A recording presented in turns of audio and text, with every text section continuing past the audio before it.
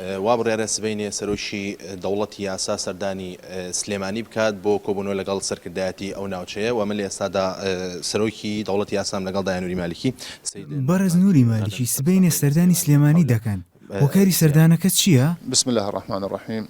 أكيد إن شاء الله غدا نسافر إلى سليمانية ونلتقي. إن شاء الله سبەینێ ئێمە سەردانی سلێمانی دەکەین و لەگەڵ جەلات تاڵەبانی و سەرکردایەتیەکی تیدا کۆ دەبینەوە. دواتر لەگەڵ بزوتنەوەی گۆڕان و یەکگرتو و حزبەکانی دیکەشدا کۆ دەبینەوە. و ئەوەش شتێکی ئاساییە کە ئێمە پەیوەندیمان لەگەڵ ئەو لایەنانەدا هەبێت. یەکێتی و گۆڕان هەنگاوێکی گرنگیان ناوە بە ڕێکەوتنامەکەی نێوانیان. پێویستە پشتگیری بکەین.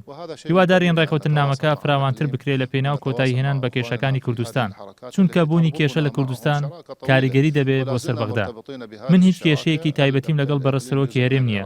بەڵام سەردانەکەی من بۆ سلێمانی و دواتر و لە کاتێکی دیکەدا سەردانی هەولێریش دەکەین.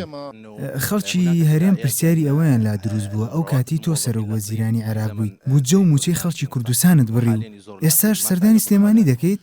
ئێمە موچەمان نەبڕیوە. کێشەکە لەوە سەرچاوی گرتووە کە دەبوو هەرێم داهاتی باج و گومرگ و نەوتی بناردایە بۆ بەغدا. اینجا بودجەی لە 170 وەربگرێ. بەڵام هەرێم ئەوەی ئەنجام نەدا.